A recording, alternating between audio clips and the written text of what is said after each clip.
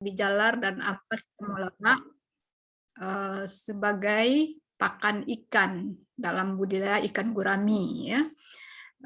Sebetulnya saya bukan ahli perikanan Bapak Ibu ya, hanya saja saya punya pengalaman dan dari masa kecil gitu. Jadi saya kalau ditanya ini masalah ikan gurami ini, ada yang waktu itu ketika saya udah ke sekolah SMA, ada yang seumur saya diapakan oleh orang tua. Tapi semakin hari semakin berjalan waktu saya melihat masalah perikanan ini di suatu segi berkembang, tapi di suatu segi ada banyak lahan-lahan kolam yang tertinggal atau terabaikan. Kalau di secara apa tuh lahan tidur, kolam tidur istilahnya. Terus saya cari-cari tanya ke pemilik atau ke masyarakat, persoalannya persoalan pakan. Nah, jadi itulah latar belakang saya memikirkan atau mencari alternatif apa ya untuk mengatasi persoalan masyarakat ini, persoalan yang terjadi pada petani atau peternak ikan ini, terutama gurami. Ya. Nah, jadi mungkin next slide. Next slide. Ya. Oke, lanjut. Nah ya, jadi seiring dengan pertumbuhan penduduk bahwa perikanan budidaya ini telah berkontribusi sebenarnya dalam ketahanan pangan dan pemenuhan gizi masyarakat sebanyak 60% dari produksi perikanan. Ya. Cukup besar ya, lebih dari 50% itu dari perikanan budidaya. Nah, pemerintah sebetulnya telah menggalakkan agar perikanan budidaya harus menuju ke arah yang mandiri, berdaya saing dan berkelanjutan. Nah, hanya saja persoalannya persoalan pakan tadi. Pakan merupakan kebutuhan utama dan suatu usaha perikanan budidaya dari suatu perikanan budidaya karena selain dibutuhkan untuk pertumbuhan ikan juga merupakan sumber biaya yang paling besar dalam proses produksi budidaya tersebut. Sehingga gerakan kemandirian pakan ikan nasional dan swasembada induk perikanan sangat penting untuk dilakukan untuk mengurangi ketergantungan pada faktor ini ya, untuk mengembangkan usaha budidaya perikanan air tawar.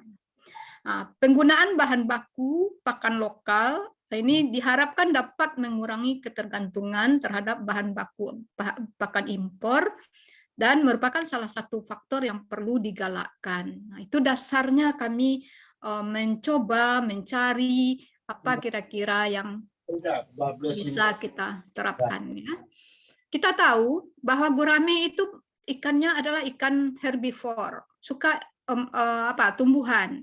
Nah, kalau waktu dulu itu saya lebih ke daun talas, daun keladi, ya kan? Nah, tapi daun keladi mungkin ada persoalan, mungkin daunnya itu agak sedikit berlendir atau bagaimana, mungkin kurang apa.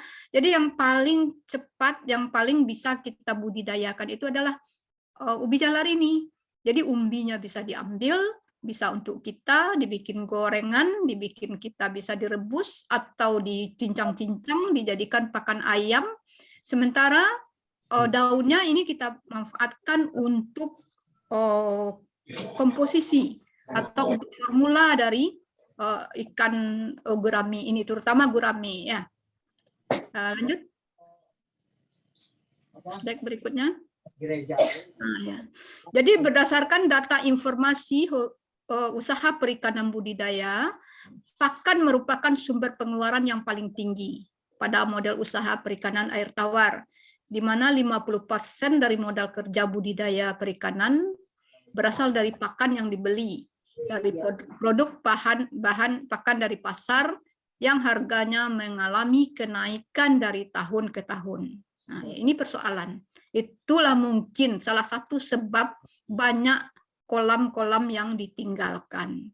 Tapi kalau tidak kita informasikan ini ke masyarakat, itu kan kolam-kolam jadi nganggur terus. Padahal kita bisa menukarnya dengan bahan alam ini. Jadi petani budidaya ini tidak mendapatkan keuntungan yang cukup. Jadi istilahnya payah gawe aja. payah kerja aja, ya, tapi untung tidak berapa. Tentu aja tidak tertutupi kebutuhan ekonomi keluarga dengan hanya mengandalkan kalau kita pakai pakan yang dibeli di pasaran ini, yang semakin hari semakin meningkat, dan ini juga merupakan bisnis sehingga petani-petani kecil atau yang memiliki kolam 1 atau 2 saja itu agak kewalahan gitu. Jadi untuk meningkatkan pendapatan budidaya ikan, terutama budidaya ikan air tawar ini, ya salah satunya adalah dengan mengurangi biaya produksi pakan ini melalui penggunaan pakanan ikan mandiri. Itu saya lihat apa tadi ya. Nah, pemakaian bahan-bahan alam dari tumbuhan semakin banyak dianjurkan karena memiliki khasiat yang tidak kalah dari bahan jadi, tetapi relatif lebih murah dan mudah didapat, serta penggunaan bahan lokal. Kita pun bisa membudidayakannya, gampang sekali. Bisa secara tumpang sari, bisa mungkin menjadi tanaman apa saja gitu kan, kita usahakan. Lanjut. Nah, jadi peluang dan tantangan dalam usaha budidaya perikan ini, jadi bahan pakan yang beredar di pasaran merupakan bahan produksi dari perusahaan besar, dari pasar dengan harga yang cukup tinggi dan semakin hari semakin meningkat. Petani budidaya ikan air tawar tidak mendapatkan keuntungan yang cukup dalam usaha budidaya perikanan tersebut, sehingga ada peluang untuk pemakaian bahan-bahan alam dari tumbuhan semakin banyak dianjurkan karena memiliki khasiat yang tidak kalah dari bahan jadi. Lanjut. Next slide.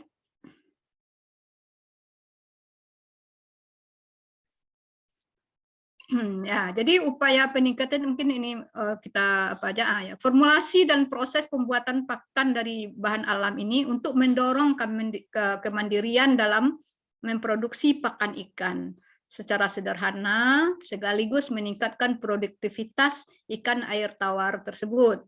Nah, dengan ditemukannya formulanya, pakan ikan dengan menggunakan bahan lokal tersebut akan meningkatkan perekonomian diharapkan dan memanfaatkan sumber daya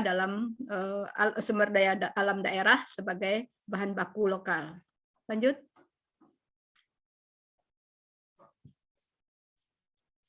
Ya, jadi kenapa kita pakai ini ubi jalar atau dikenal dengan Ipomoea batatas ini karena kandungan proteinnya cukup tinggi. Kandungan protein kasarnya itu mencapai 30% sesuai dengan SNI. Bisa dimanfaatkan untuk budidaya ikan, terutama ikan gurame, dengan harganya pun relatif murah, mudah, dan dapat menguntungkan diharapkan. Kandungannya yaitu di samping protein, kalori, ada karbohidrat, ada lemak, vitamin, dan mineral. Lanjut.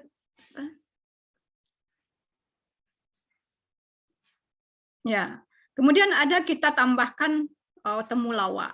Temulawak itu mengandung kurkumin dan santorizol.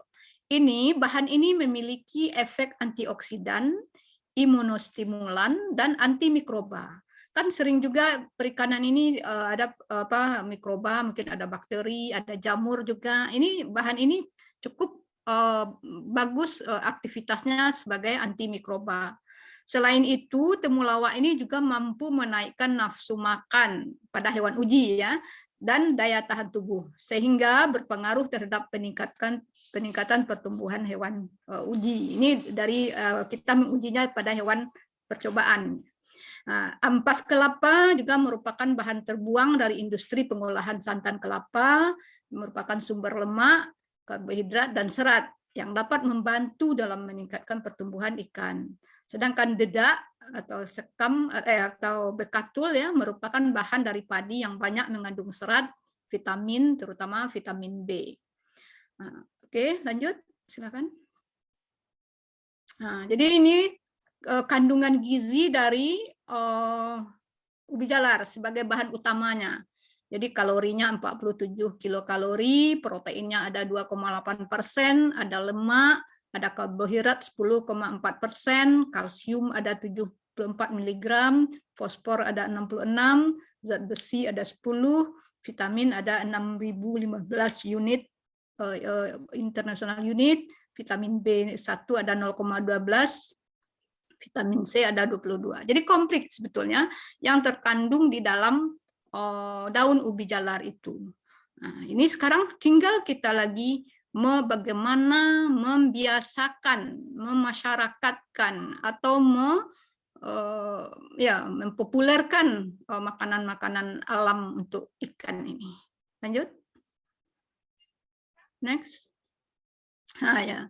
Jadi komposisi dari pakan yang kita gunakan ini sederhana saja. Ya, daun ubi jalar itu sekitar komponennya ya 500 gram, sekitar 50%, dedak atau bekatul itu sekitar 20%, kita tambahkan ampas kelapa 20% ini, sorry, 200 gram 20%, ada tepung ikan 50 gram 5%, dan ampas temulawak 50 gram atau 5%. Mungkin ampas temulawak ini bisa juga opsional kalau kita mau mengurangi sedikit ampas kelapa, dinaikkan sedikit temulawak, silakan saja, tidak masalah. Nah, ini bahan-bahan ini yang kita gabung, kita rajang, terutama dulu daun, kemudian dicampurkan dengan dedak, dicampurkan dengan ampas, tepung ikan, ampas temulawak, kemudian bahan ini digiling dengan untuk sederhana pakai aja penggiling biasa, penggiling daging biasa, penggiling ikan yang untuk buat empek-empek itu bisa saja. Nah, kemudian dikeringkan, bisa dengan panas matahari langsung di rumah kaca, atau kemudian mau disempurnakan dengan pengiringan dengan oven pada suhu 40 derajat Celcius. Next. Nah, ya. Jadi dari kami melakukan di lapangan, kami mendapatkan berat rata-rata gurami umur 12 bulan, umur 1 tahun 486 gram dengan ranknya 324 sampai 546 gram per ekor. Ini kan tidak berbeda nyata dengan yang diberi dengan pakan yang dibeli, pakan dari pasaran itu, yang harganya makin hari makin meningkat, semakin mahal gitu. Jadi sehingga pemakaian ini kami yakini, kami anjurkan untuk bisa mengganti atau tidak pun mengganti seluruhnya, mensubstitusi sebagian lah gitu, atau dikomplementerkan lah dengan bahan-bahan pakan yang kita beli di pasaran itu. Next.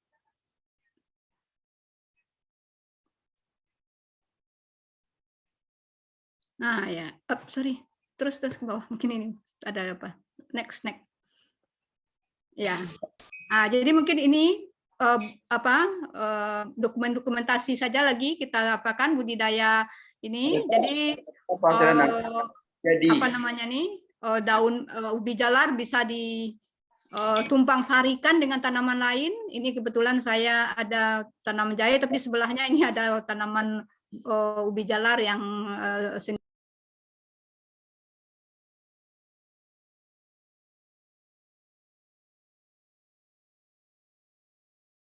sorry, mic-nya ke unmute, buka lagi teh mic-nya.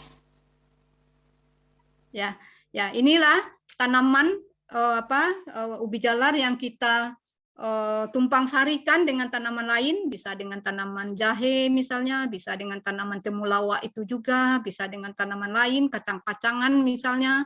Kemudian daun tanaman inilah yang kita panen, kita rajang, kita haluskan, itu yang kita campur dengan dedak, dengan bekatul, atau dengan ampas kelapa tadi, dengan ampas temulawak, dan diberi sedikit tepung ikan. Nah, inilah alat penggilingnya juga yang sederhana, ini kita dapatkan, kemudian kita keringkan, inilah yang kita berikan ke ikan anak gurami yang kita masukkan ke dalam kolam dari Kemudian ini kolamnya, dan di kolam ini pun kita bisa melakukan tumpang sari juga. Kita tanam tanaman pare, kita tanam tanaman yang sebagai pelindung, jadi kita senang gitu, kolamnya bersih, pinggir-pinggir kolamnya tidak ditumbuhi gulma, rumput, wit gitu kan, ada tanaman yang bermanfaat. Dan ternyata karena tanah-tanah atau lumpur dari kolam juga kita angkat ke atas, kita tanami dengan tanaman pare, ini parenya gede-gede gitu hasilnya. Jadi istilahnya ikannya berhasil, parenya berbuah. Kalau secara di Minangkabau namanya padi masak, jagung mengupih, ternak berkembang biak. Nah, gitu. Itulah salah satu usaha pertanian yang ideal gitu. Jadi ikan ada, sayuran ada, tanaman rempah di tempat yang kita tumpang sarikan dengan pakan tanaman ubi jalar tadi juga bisa dipanen gitu kan. Nah, ini. Jadi akhirnya kita dapatkanlah ini dari hasil penjualan, kalau pare ini 6.000 sekilo. 3 buah aja udah bisa sekilo. Nah, coba kita tanam di sepanjang pematang namanya di tempat saya, atau batas-batas kolam itu, dia akan bisa dipanen. Kemudian ikannya juga udah waktunya dipanen. Lanjut. Lanjut. Nah ya, next. Nah ya, jadi kalau untuk temulawak mungkin sebagian besar Bapak Ibu udah tahu itu mana yang temulawak. Ini seperti ini, dia daunnya seperti daun kunyit, dia sepamili dengan kunyit ya, tetapi rimpangnya besar-besar. Di tengah dari pertulangan daunnya itu warnanya ungu gitu. Itu bedanya dengan kunyit, tapi dia tidak berbau harum seperti kunyit. Tapi pertumbuhannya hampir sama. Dia berbunga, bunganya umumnya pink seperti ini. Nah, ini apanya? Rimpangnya besar-besar.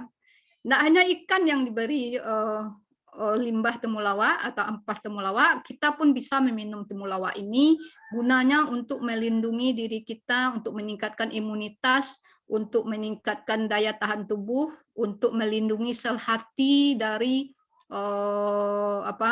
penyakit, istilahnya penyakit liver, penyakit hepatitis, juga bisa meningkatkan daya tahan tubuh, menurunkan panas dalam, dan lain-lain. Ya, ini seperti ini. Kemudian inilah yang ini bentuk tampilan dari kolam yang kami kelola. Jadi saya mengelola kolam itu secara swadaya saja. Untuk perkenalannya, saya aktivitas sehari-hari sebagai pengajar dosen di Universitas Andalas. Bidang saya biologi, tapi biologinya lebih ke tumbuhan obat. Nah, ini hasil dari terakhir hasil dari ikan yang kami panen dengan menggunakan pakan alami yang kita formula itu. Oke, lanjut. Oke, oh iya, mungkin itu. Mungkin untuk perkenalan saya rasa cukup itu. Mungkin lebih banyak kita kalau ada yang mau ditanyakan kita berdiskusi, Bapak Ibu. Baik, saya rasa terima kasih.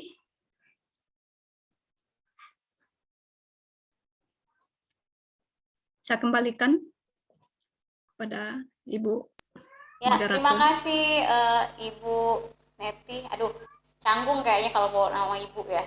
Karena biasanya kalau orang Padang itu kan kebetulan narasumber ini adalah keluarga saya sendiri ya teman-teman ya.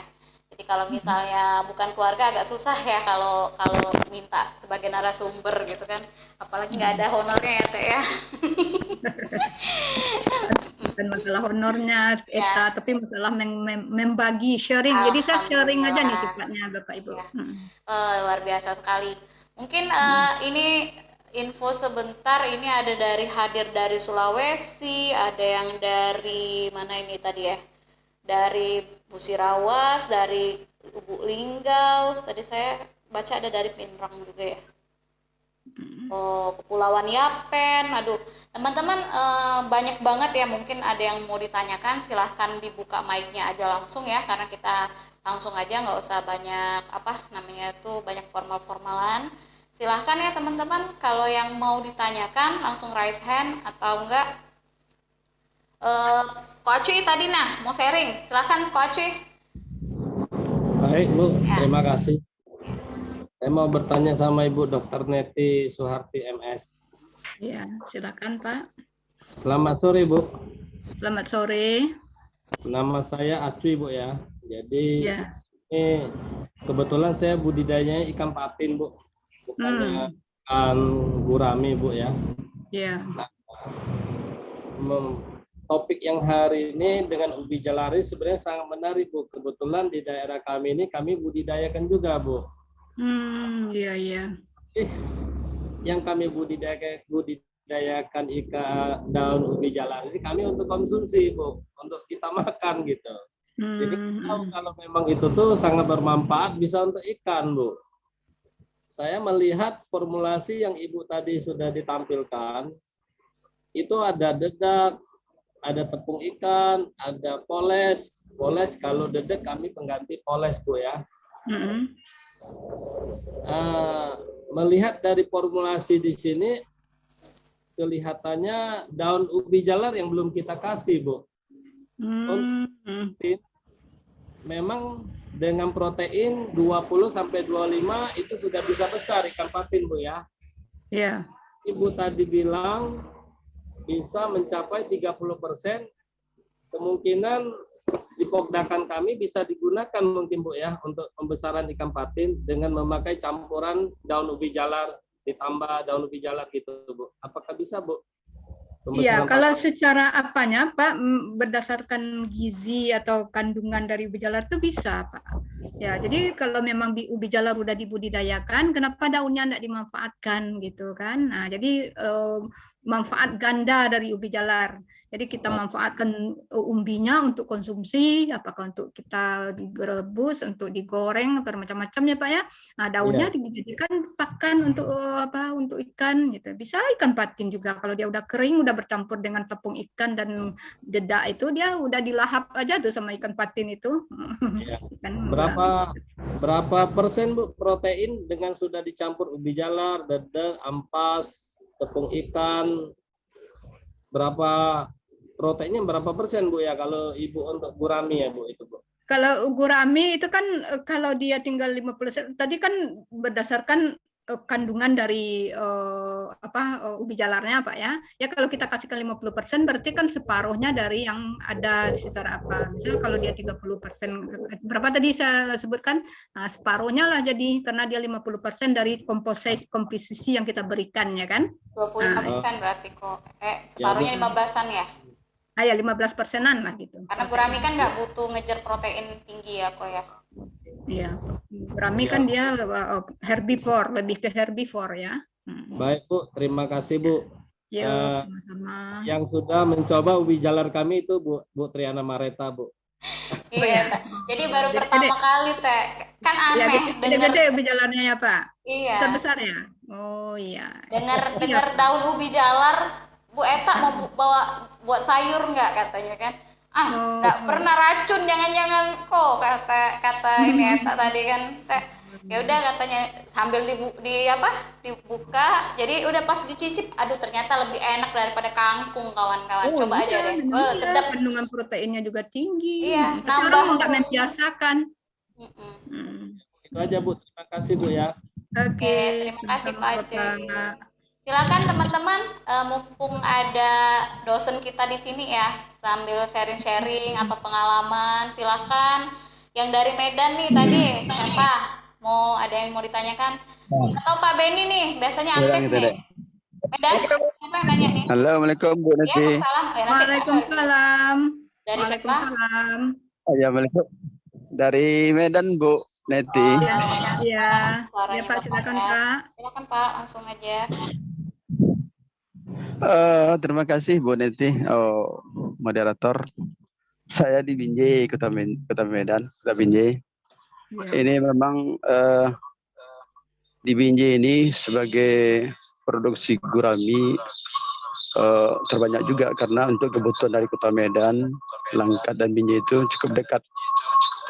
Jadi di Binjai ini boleh produksi gurami. Pak Jamal, mohon maaf, ini kayaknya mantul ya suaranya ya. Ada double pakai ini enggak? Handphone atau ada yang berdekatan temannya? Oh iya.